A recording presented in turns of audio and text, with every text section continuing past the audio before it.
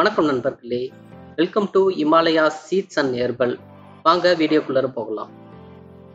இந்த வீடியோவில் நம்ம என்ன பார்க்க போகிறோன்னா, பேடகி சில்லின்ற ஒரு மிளகாவை பற்றி தாங்க பார்க்க போகிறோம். இந்த மிளகாய் பூர்வீகமாக கர்நாடக ஸ்டேட்டை கொண்டது.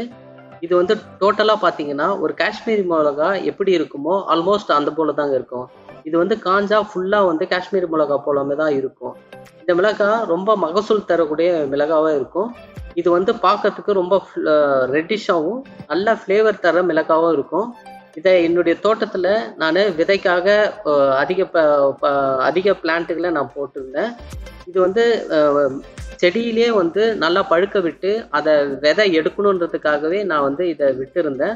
ஸோ அந்த மாதிரி வந்து செடியிலே பழுக்க வச்சு எடுத்த விதைகள் இருக்குங்க. அதேமாதிரி பார்த்தோன்னா இந்த ஃபுல் ரெட்டிஷாக இருக்கிறதால நல்ல கலர் காம்பினேஷன் இருக்கும். இது நல்லா வளர்கிறதுக்காக நம்ம பெருசாக வந்து மீன் அமிலம் அது போல் எதுவும் கொடுக்கணும் அப்படின்லாம் எதுவும் அவசியம் இல்லை. நல்ல ஒரு எரு இருக்கிற சத்தான மண் இருந்தால் மட்டும் போதும். நீங்களே இந்த வீடியோவில் பார்த்துருப்பீங்க, செடிக்கு 20-30 60 மிளகாய் வரைக்கும் வைக்கும். நல்லா பார்க்கறதுக்கு நல்ல லுக்கு கொடுக்குற இந்த மிளகாய் வந்து உங்களுக்கும் வேண்டும்னா விதைகள் அவைலபிளாக இருக்குது. இந்த ஸ்க்ரீனில் தெரிகிற இந்த வாட்ஸ்அப் நம்பருக்கு நீங்கள் வாட்ஸ்அப் பண்ணிங்கன்னா அவைலபிளாக இருக்கும். இந்த வாட்ஸ்அப் நம்பருக்கு கேட்டலாகவும் இருக்குது. இதில் தேவையான நாட்டு விதைகள் உங்களுக்கு வேணும்னா இதில் அவரை, பூசணி போன்ற பலவிதமான நாட்டு விதைகள் அவைலபிளாகவும் இருக்குது.